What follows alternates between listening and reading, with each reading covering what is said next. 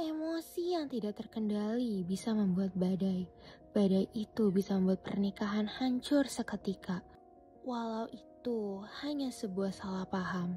Seperti kisah nyata ini yang berjudul Badai Pernikahan yang Menyiksa Hidupku.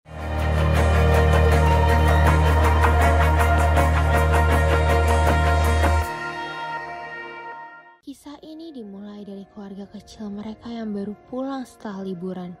Madam terharu melihat kerukunan keluarga mereka. Madam semakin terharu melihat sang adik Mona yang kembali ke rumah setelah merantau lama. Kerukunan keluarga ini membuat Madam terharu.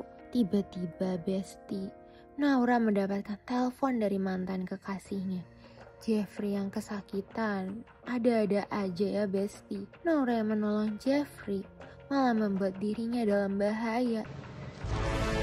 Ini pertama kali dan terakhir kali aku datang ke sini ya.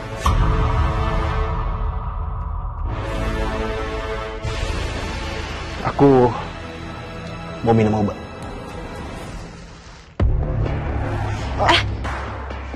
Apaan sih, Jeff?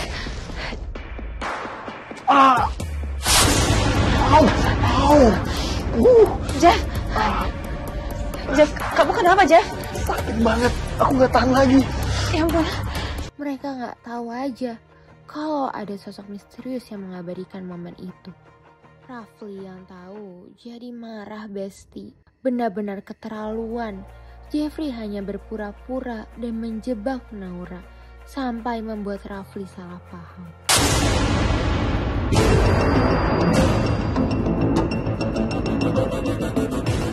Apaan kamu? Mas Rafli?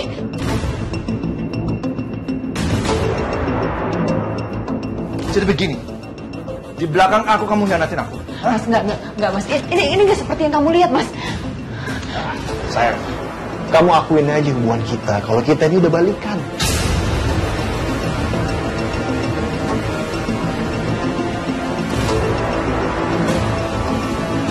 Keluarga mereka yang tahu jadi kaget Besti. Saking marahnya Rafli, dia sampai mengusir Naura dari rumahnya. Bahkan seluruh keluarganya juga tidak membela Naura. Madam jadi sedih Besti. Naura berusaha menjelaskan keadaannya kepada Rafli. Tapi tetap saja Rafli tidak peduli. Dan masih saja seluruh keluarganya tidak ada yang peduli. Madam jadi kasihan. Naura yang harus menerima dirinya berpisah dari Rafli. Tapi masih saja diganggu oleh Jeffrey. Halo Naura. Aku dengar kamu udah pisah ya sama suami kamu. Di lain sisi, Zea marah kepada semuanya karena dilarang bertemu dengan Naura. Hanya Mona yang membuat Zea tenang Besti. Naura yang berusaha bertemu dengan Zea di sekolah malah membuat Zea dalam bahaya. Bahkan Mona menjadi marah.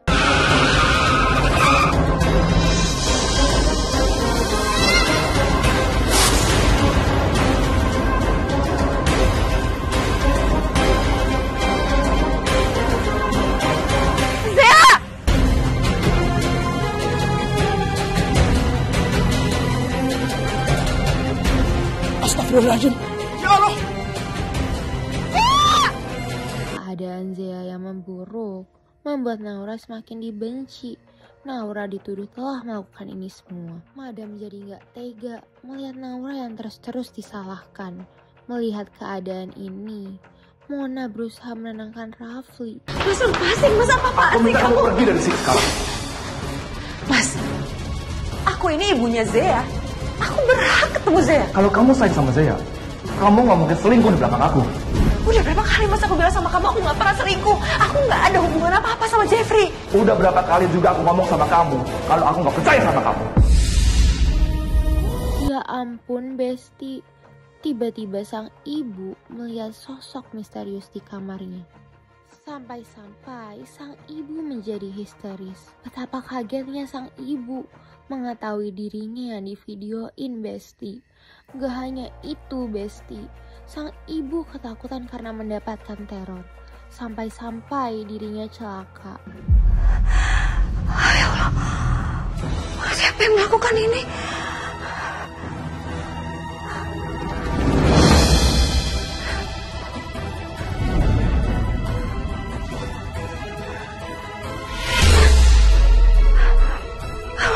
Ayo, jangan-jangan sosok itu yang melakukan semua ini. Ayo, Allah.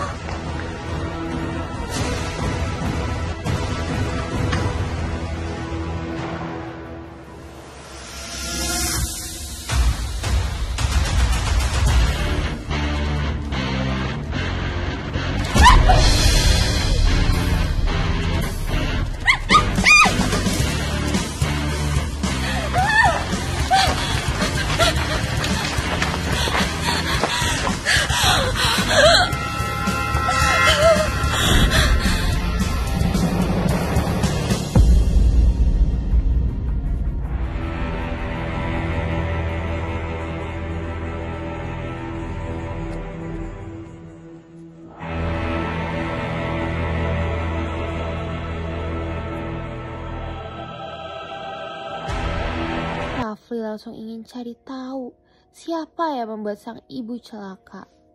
Betapa jahatnya yang telah melakukan ini. Bahkan Rafli menuduh Jeffrey yang melakukan ini. Melihat Rafli yang marah malah membuat Jeffrey kebingungan. Lalu kalau bukan Jeffrey, siapa yang telah melakukan ini, Besti? Kalau bukan lu siapa lagi? Ngaku lu! Lu jangan nuduh sembarangan ya. Gua gak pernah ngelakuin apa-apa ke ibu lu. Kalau gue mau, lo yang gue serang bukan ibu lo. Jeffrey ada benernya. Tapi kalau bukan dia, terus siapa ya sosok bertopeng itu? Madam jadi sedih melihat Naura yang lagi-lagi dilarang bertemu Zea. Padahal kedatangan Naura ingin menyambut Zea yang baru sembuh. Akibat semua larangan Rafli, Naura berusaha untuk menjelaskannya. Bagaimanapun juga, dia tidak mau kehilangan Zea. Tapi tiba-tiba aja Rafli malah memilih pergi bersama Dewi, sang sekretarisnya. Madam gak nyangka, Besti, kalau Rafli malah memulai hubungannya bersama Dewi. Tapi Besti, kenapa Madam jadi curiga dengan Mona? Dia seperti tidak suka melihat Dewi.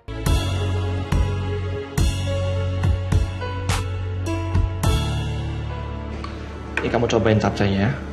Udah cukup, Mas.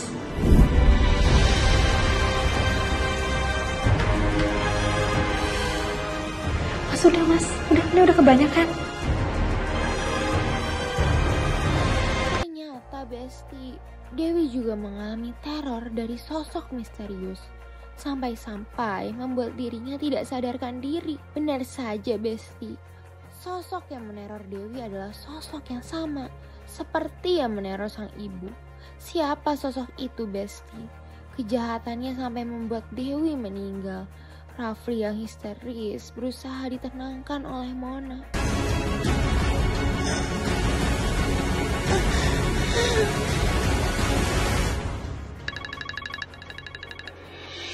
Siapa nih? Halo? Mas, ini aku Dewi, Mas. Dewi? Mas, aku udah gak sanggup lagi, Mas. Aku gak kuat lagi, Mas. Aku udah gak kuat. Wih, kamu kenapa? Tadi aku diculik, Mas, sama sosok bertopeng kayu. Dan sekarang aku gak kuat lagi, Mas. Aku udah gak kuat.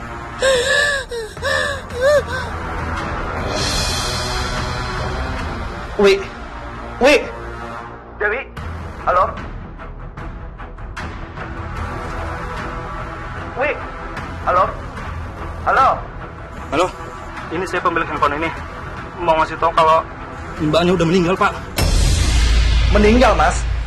Mas, Dewi kenapa, Mas? Halo? Dewi, nggak mungkin. Dewi nggak mungkin meninggal. Mas, kamu kenapa, Mas? Dewi, Mon. Kedatangan Naura di pemakaman Dewi malah membuat keadaannya jadi lebih buruk.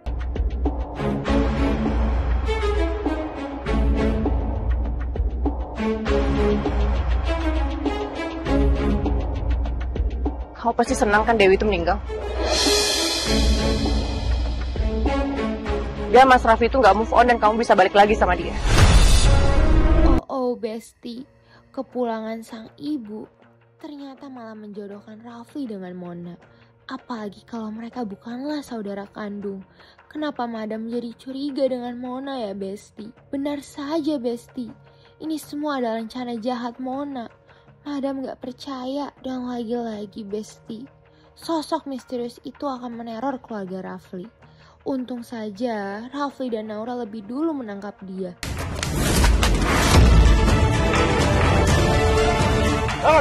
Diri.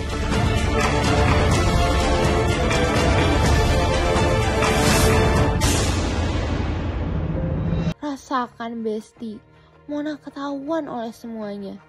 Selama ini Mona telah menyimpan rasa kepada Rafli. Maka dari itu dia merencanakan ini semua untuk merebut Rafli. Mama.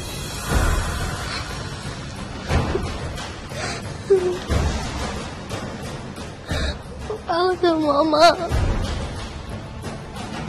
Udah sayang, kamu usah nangis lagi ya. Kamu dengerin tante baik-baik. Mama kamu itu orang jahat. Dia itu udah tega pergi ninggalin kamu sayang. Madam gak nyangka kalau Mona telah tega melakukan ini semua. Dan akhirnya pun Zia diperbolehkan ketemu Naura. Madam jadi terharu. Setelah kejadian ini semua, Rafli sangat menyesal dan ingin kembali dengan Naura. Tapi bagaimanapun juga, Naura masih memiliki luka. Madam jadi terharu melihat kedekatan Zia dan Naura yang kembali bersama. Semoga Naura akan kembali mendapatkan kebahagiaannya.